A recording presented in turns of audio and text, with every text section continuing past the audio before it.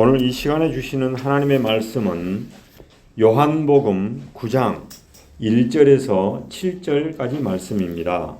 신약성경 160면에 나와 있습니다.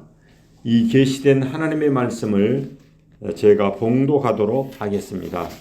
요한복음 9장 1절에서 7절 말씀.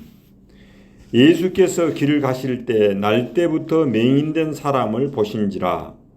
제자들이 물어 이르되 랍비여, 이 사람이 맹인으로 난 것이 누구의 죄로 인함이니까? 자기니까 그의 부모니까? 예수께서 대답하시되 이 사람이나 그 부모의 죄로 인한 것이 아니라 그에게서 하나님의 하시는 일을 나타내고자 하심이라. 때가 아직 낮음에 나를 보내신 이의 일을 우리가 하여야 하리라. 밤이 오리니 그때는 아무도 일할 수 없느니라. 내가 세상에 있는 동안에는 세상의 빛이로다. 이 말씀을 하시고 땅에 침을 뱉어 진흙을 이겨 그 눈에 바르시고 이르시되 실로암 못에 가서 씻으라 하시니, 실로암은 번역하면은 보냄을 받았다는 뜻이라. 이에 가서 씻고 밝은 눈으로 왔더라. 아멘. 여러분 반갑습니다. 오늘은 주연절 첫 번째 주일입니다. 여러분, 주연절은 주님이 나타나시는 날이라는 뜻에서 주현절이라고 합니다. 주연절의 의미는 하나님이 세상에 자신을 드러내셨다는 뜻입니다. 그래서 주연절은 성탄절 이후 예수님의 출현을 축하하는 기독교의 교회력의 절기입니다. 저는 오늘 일제강점기의 시인이자 작가요 독립운동가였던 윤동주 시인의 십자가의 시를 낭독함으로 설교의 서문을 열고자 합니다. 십자가. 쫓아오던 햇빛인데 지금 교회당 꼭대기 십자가에 걸렸습니다. 첨탑이 저렇게도 높은데 어떻게 올라갈 수 있을까요? 종소리도 들려오지 않는데 휘바람이나 불며 서성거리다가 괴로웠던 사나이, 행복했던 예수 그리스도에게처럼 내게도 십자가가 허락된다면 모가지를 들이우고 꽃처럼 피어나는 피를 어두워가는 하늘 밑에 조용히 흘리겠습니다. 이 윤동주 시인은 28세의 젊은 나이에 세상을 떠났습니다. 그것도 일제의 형무소에서 말입니다. 그러나 그는 감옥에 배달된 성경 한 권을 들고서 탐독했다고 합니다. 그리고 조국의 미래를 위해서 기도했습니다. 그는 같은 처지의 그 수인들에게 예수 그리스도를 증거함으로써 그의 생애를 마쳤습니다.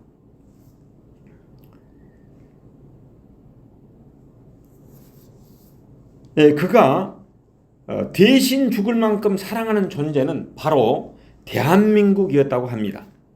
우리 민족이었다고 합니다. 그러면서 일제감점기의 이 조국이 어두워져가는 하늘 밑에 십자가가 허락된다면 피를 조용히 흘리겠다라고 그는 고백하였습니다.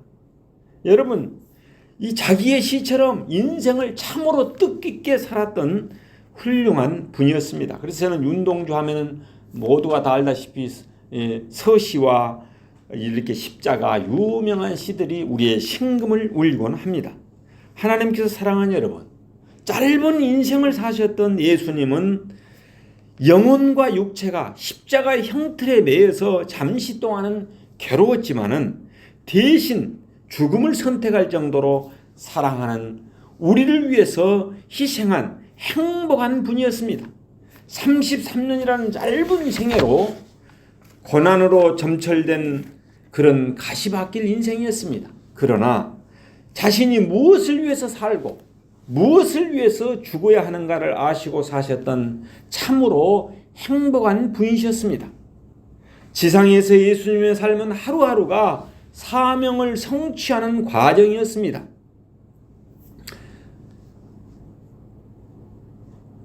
마가복음 10장 45절에 보면은 인자가 온 것은 섬김을 받으려 함이 아니라 도리어 섬기려 하고 자기 목숨을 많은 사람의 대속물로 주려 함이니라 라고 말씀합니다.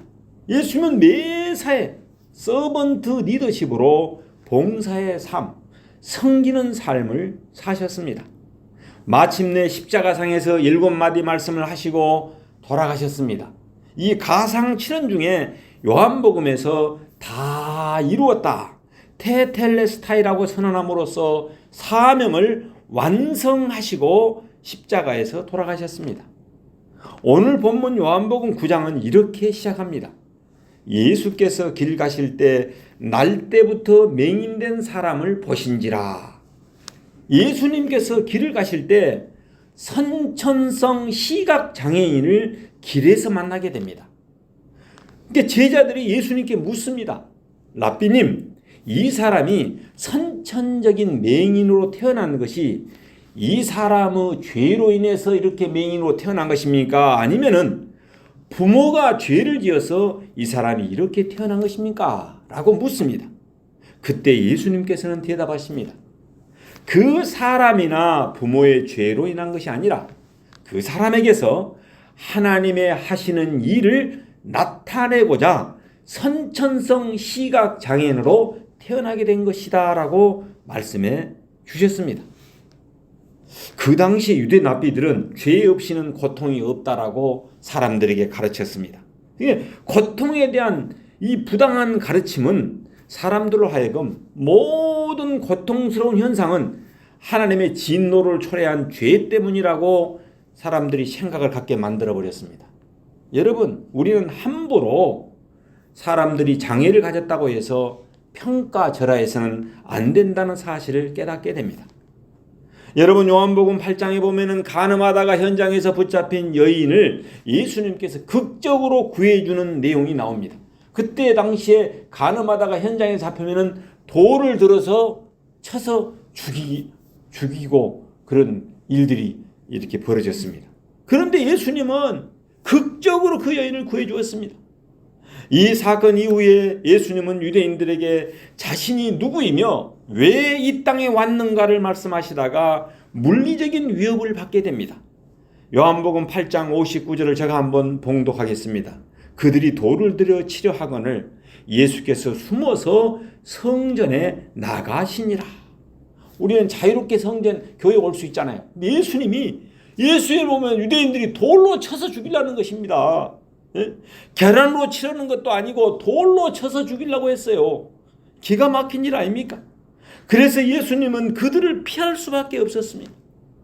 유대인들과 논쟁을 벌이시고 돌팔매질의 위협까지 당했으니 성전에 나오시던 예수님의 발걸음이 얼마나 무겁고 힘들었겠습니까?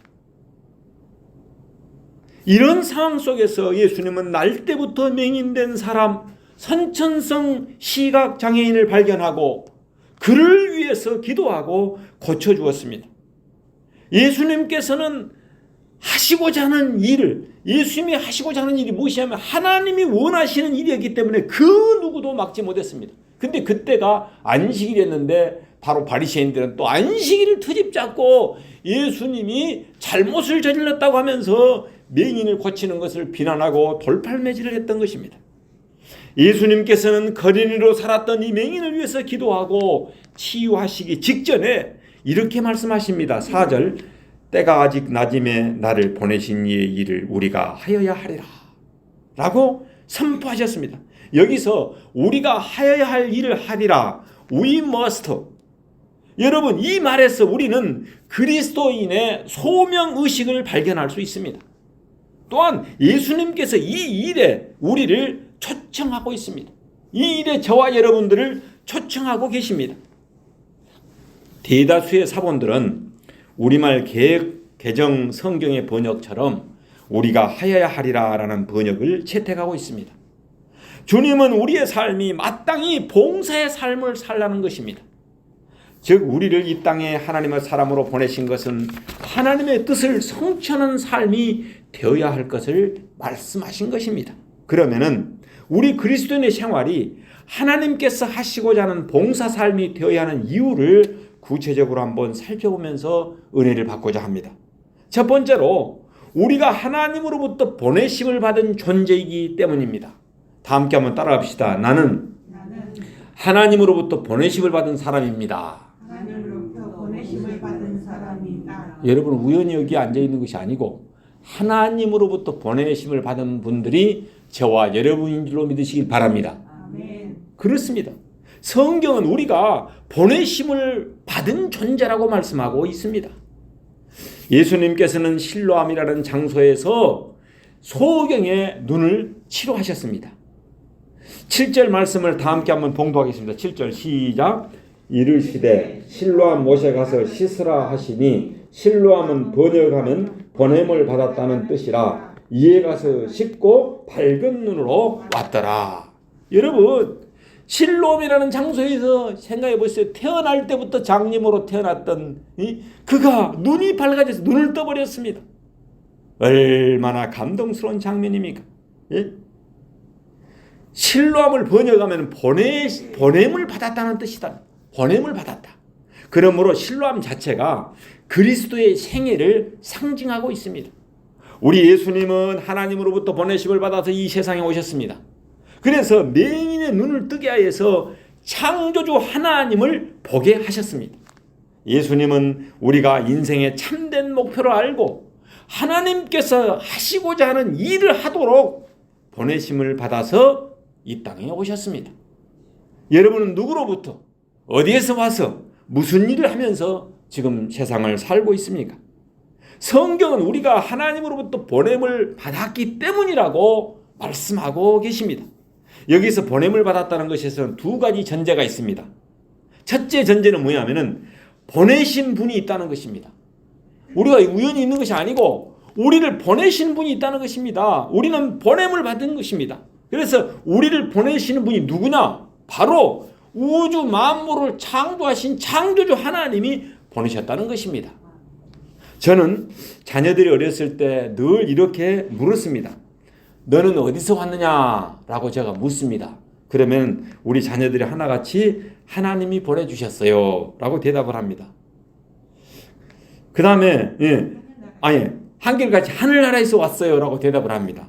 그러면 누가 보내줬느냐 하면 하나님이 보내주셨어요 라고 대답합니다. 누구에게 가라 하더니 하고 물으면 신중식 목사님께 가라고 왔습니다 이렇게 합니다. 그러면 나는 어서 오너라 이 아들아 그러면서 딱 자녀들을 품어줍니다. 너는 잘 왔다 하면서. 여러분, 간단한 이 이야기 속에서는 성경적 가치관을 어렸을 때부터 가르치고자 아빠가 사랑의 마음을 가지고 이렇게 교육했던 것입니다. 두 번째 전제가 무엇이냐? 보내심을 받은 이유가 무엇입니까? 왜 보냄을 받았을까요? 사명이 있다는 것입니다. 우연히 이 땅에 태어나서 어쩔 수 없이 숨이 붙어서 살고 있는 것이 아니라 우리를 보내신 분의 뜻을 성취하고자 여기에 살고 있는 것입니다. 우리 예수님은 자기에게 주어진 사명을 자기 백성을 치유해서 구원해 주시는 사역으로 이해했던 것입니다. 여러분, 다시 말해서 구걸하며 살아오던 이 맹인의 눈을 뜨게 하시는 것이 지금 자신이 이루어야 할 사명이라고 생각한 것입니다. 여기서 맹인의 눈을 뜨게 하는 일은 인간의 구원 사역의 전형적인 모형이 되고 있습니다. 예수님께서는 이 사건을 통해서 주님이 이 땅에 오신 궁극적인 목적을 제시하고자 하셨습니다. 9장 마지막 절에 보면은 예수님은 맹인의 눈을 뜨게 하신 후에 아주 흥미로운 말씀을 하십니다. 바리새인 중에서 예수님의 말씀을 듣고 난 다음에 이런 질문을 합니다. 그러면 우리도 맹인인가? 이렇게 묻습니다. 그러니까 예수님이 뭐라고 합니까? 이렇게 답변했습니다. 41절 말씀. 예수께서 이르시되 너희가 맹인이 되었더라면 죄가 없으려니와 본다고 하니 너희의 죄가 그대로 있느니라.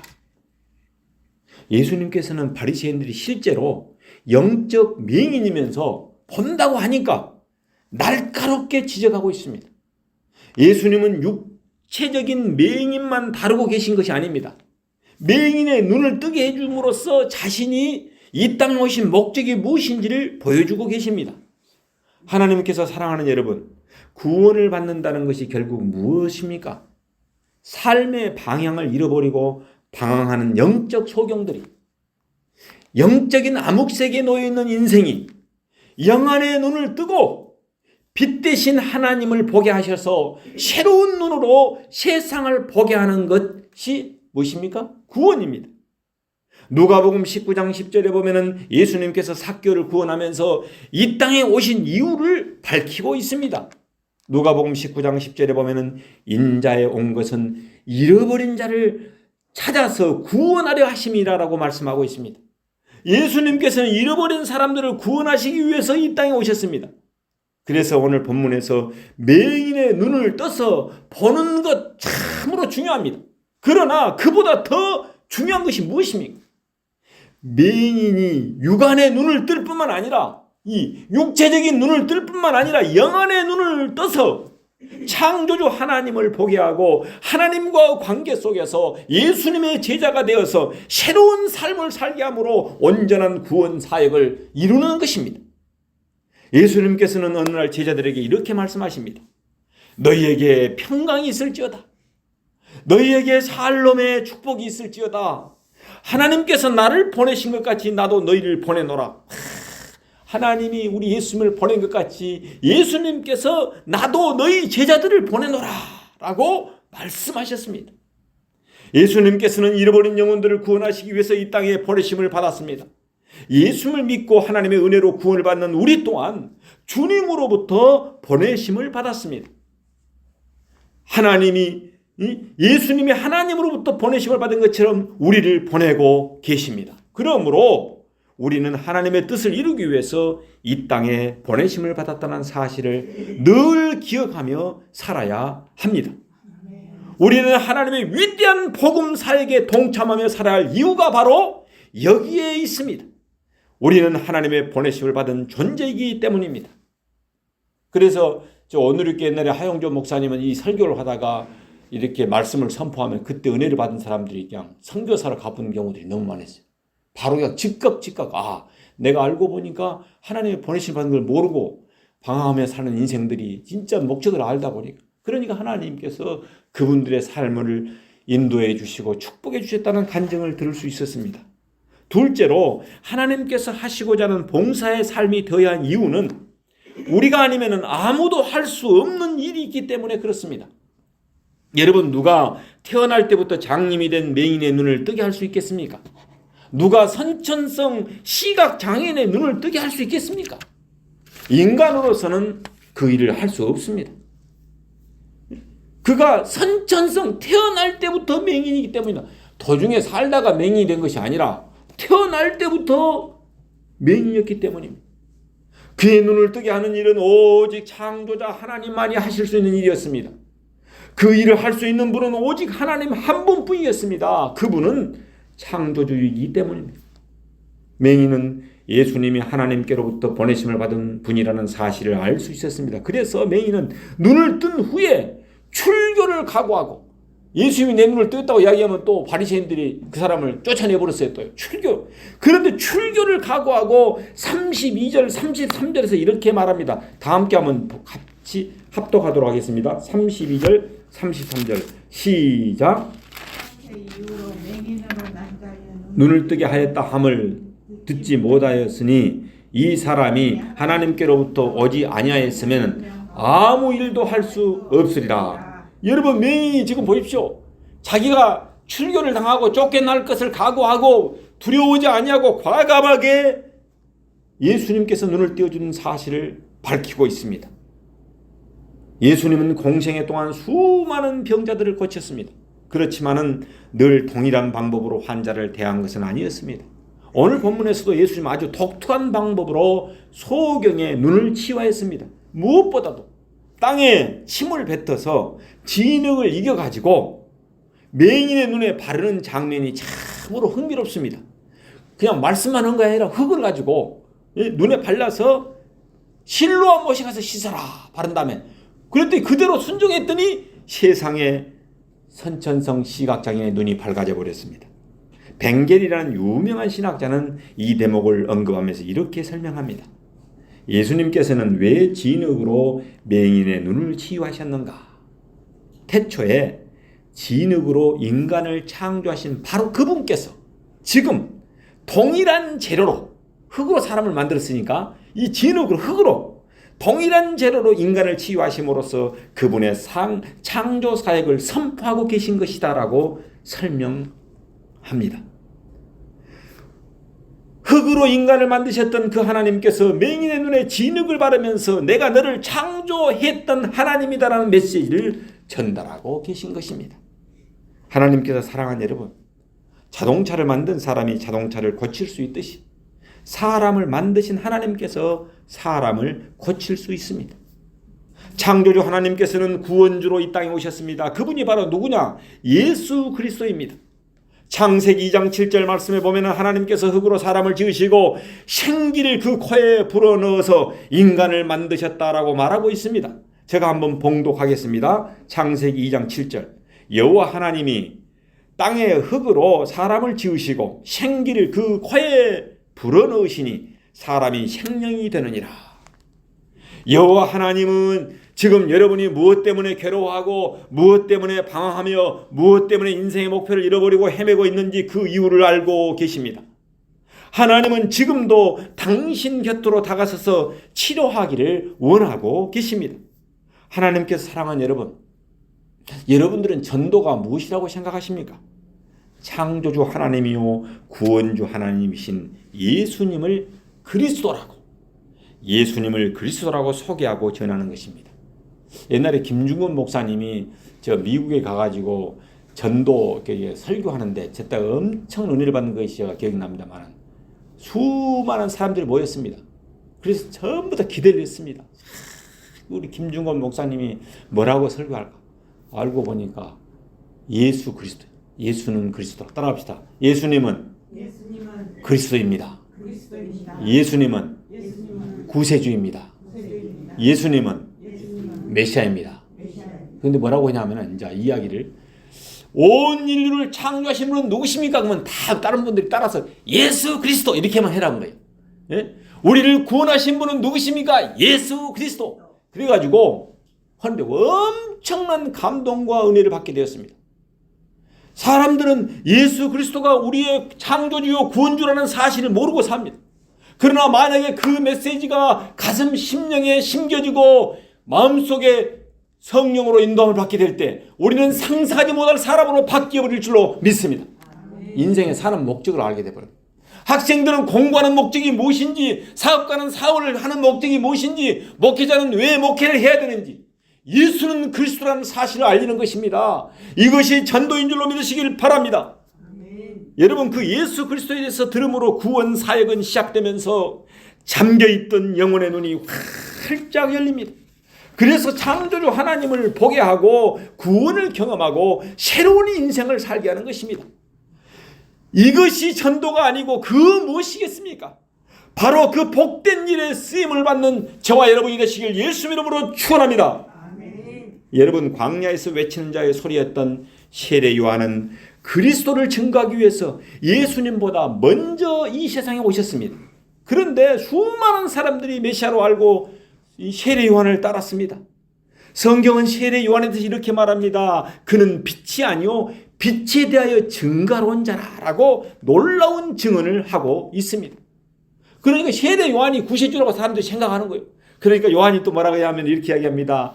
그는 흥하여야겠고 뒤에 오신 예수님은 흥하여야겠고 자기는 쇠하여야 하리라 하면서 자기 자신을 나타내고 있습니다. 여러분, 어떤 의미에서 세례 요한의 사명은 곧 누구의 사명입니까? 우리의 사명인 것입니다. 우리는 빛이 아닙니다. 여러분, 그 빛 자체가 아니라는 것입니다. 우리는 실수할 수 있고 실패할 수 있고 넘어질 수 있는 연약한 존재들입니다. 우리는 참빛 대신 예수 그리스도로부터 빛을 반사받아서 빛을 반영받아서 비추는 세상의 빛이 저와 여러분 줄로 믿으시길 바랍니다. 그래서 예수님이 참빛이고 우리는 기도함으로 성령 충만함으로 빛을 반사받아서 어떻습니까? 달빛이 비치듯이 태양빛을 받아서 반영받아서 비치듯이 우리는 겸손한 삶을 살아야 될 줄로 믿습니다. 그래서 우리는 맹인처럼 영안의 눈이 열려서 나를 구원하신 빛 대신 예수 그리스도를 증거하는 것입니다. 사람들은 허연히 하나님을 바라보게 되고 인생을 새롭게 바라보게 되고 그리스도 안에서 새로운 피조물이 되기 시작합니다. 빛 대신 그리스도를 증거하는 것이 곧 하나님께서 우리에게 맡기신 모든 봉사의 본질인 것입니다. 그리스도인이 하는 봉사는 궁극적으로 하나님께서 하시고자 하는 일을 하는 것입니다. 누가 하시고자 하는 일을 한다고요? 하나님께서 하시고자 하는 일을 행하는 것이 뭐야? 우리의 봉사인 것입니다. 구원을 위한 봉사라는 사실을 늘 우리는 기억합시다. 교회에서 무슨 일을 하건 봉사하는 것은 다 좋습니다. 그런데 일을 위한 일을 하는 것은 힘듭니다. 우리의 섬김과 봉사가 하나님이 기뻐하는 봉사가 되려면 이것을 통해서 하나님을 나타내고 증거할 수 있어야 되는 것입니다. 궁극적으로 영혼을 구원하는 일과 연결되지 않는 봉사는 초점을 상실한 봉사가 되는 것임을 늘 기억하면서 합시다. 하나님께서 사랑하는 여러분, 이 구제와 봉사는 그리스도인의 존귀한 사명입니다. 비그리스도인이나 무신론자도 어떻습니까? 구제하고 봉사할 수 있습니다. 그러나 엄격한 의미에서 자기를 드러내기 위한 봉사일 수 있습니다. 하나님이 원하시는 봉사가 아닐 수 있다는 것입니다. 하나님이 원하시는 봉사는 기쁜 소식인 복음을 전하는 일. 세례 요한처럼 겸손하게 나는 쇠하였고 우리 주님은 흥하여라 하면서 예수 그리스도를 소개하는 일. 여러분, 이것이 참된 봉사 정신인 줄로 믿습니다. 저는 이 본문을 세례 요한을 생각할 때마다 생각나는 분이, 제가 순천 그 대흥교회에서 청년 시절에 제가 거기서 결혼도 하고 거기서 또 주례도 이렇게 목사님으로부터 받았습니다. 송재선 목사님이 이름이 제선입니다. 먼저 있는 사람. 그러면서 주례할 때 송재선 목사 이런 이야기를 하는 거예요. 나는 우리 신중식 청년보다 먼저 있는 사람인데 우리 신중식 목사님을 위해서 이렇게 제가 이렇게 주례를 하게 됩니다 하면서 자기를 낮추고 이렇게 아직 햇병아리 같은 청년을 높여주는 것입니다. 그래서 그때 한 20명, 30명이 됐던 교회가 하나님이 부르셔서 지금 순천 수종교회 가면 1000명이 좀 넘었어요. 엄청난 부흥의 역사에서. 저는 그때 당시에 우리 목사님 뒤에서 이 열악한 교회요. 그래가지고 그때 소마옥관 같은 데거든요. 소마옥관 거기에서 결혼을 했습니다. 제가 사실은. 오직 그 목사님이 주의 종이라는 그 믿음을 가지고 그랬더니 송 목사님을 그렇게 쫙 축복해 주시고 저를 위해서 기도해 줬더니 하나님께서 제게 축복의 선물로 자녀들을 6명이나 허락해 주신 줄로 믿습니다. 여러분, 우리가 살면서 항상, 그래서 목사님한테 배운 게 뭐냐면, 겸손해야 되겠구나. 항상 세례 요한의 자세를 가지고 목해야 되겠다. 이 사실을 배울 수 있었습니다. 여러분, 세례 요한처럼 겸손하게 예수 그리스도를 소개하는 일, 사람으로 하여금 하나님을 보게 하고 자신의 죄인됨을 깨닫게 하는 일은 참 그리스도인이 아니면 감당할 수 없는 귀중한 사역입니다.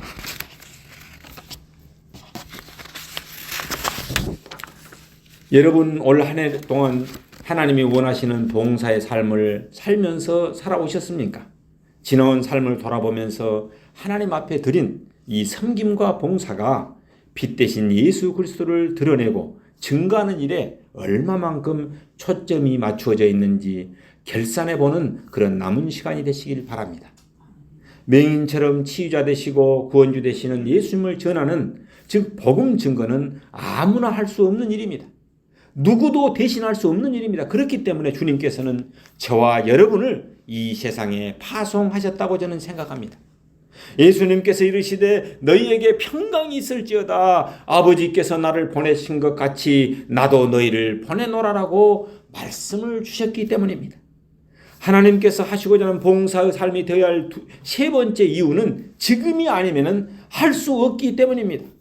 예수님의 공생애를 살펴보면 그분의 삶의 특성을 몇 가지 발견할 수 있습니다. 그 중에 하나가 뭐냐면은 예수님께서는 시간에 민감한 삶을 사셨다는 것입니다. 그런 특성을 제일 정확히 드러내는 복음서가 뭐냐면은 요한복음입니다. 요한복음 7장에 보면은 예수님의 육신의 형제들은 예수님께 이렇게 말합니다. 당신의 행하는 일을 제자들도 보게 여기를 떠나 유대로 가소서. 스스로 나타내기를 구하면서 묻혀서 일하는 사람이 없나니 이 일을 행하려 하거든 자신을 세상에 나타내소서. 이에 예수님이 뭐라고 대답합니까? 내 때는 아직 이르지 아니하였거니와 너희의 때는 늘 준비되어 있느니라라고 답변해 주었습니다. 또한 요한복음 8장에 보면은 예수님은 자신이 곧 하나님이심을 선포했습니다. 그렇지만은 불경죄 등의 죄목으로 그분을 잡으려는 사람들은 아무도 없었습니다. 그 이유는 성경이 말씀하고 있는 대로 이 말씀은 성전에서 가르칠 때 연복궤 앞에서 하셨으나 잡는 사람이 없으니 이는 그 때가 아직 이르지 아니하였기 때문이었습니다. 이 때는 어떤 때입니까? 예수님께서 십자가의 죽으심으로 인류를 구원할 그때를 말하고 있습니다. 아직은 그때가 되지 않았다는 이야기입니다. 그러나 요한복음 12장에서 예수님은 그때 드디어 그때가 이르렀노라 라고 말씀하십니다. 23절에 보면은 인자의 영광을 얻을 때가 왔도다 왔도다라고 말씀하십니다. 그리고 13장 1절에서 이렇게 말씀합니다. 유월절 전에 예수님께서 자기가 세상을 떠나 아버지께로 돌아가실 때가 이른 줄 아시고 세상에 있는 자기 사람들을 사랑하시되 끝까지 사랑하시느니라. 이제 드디어 예수님이 세상을 떠날 때가 온 것입니다.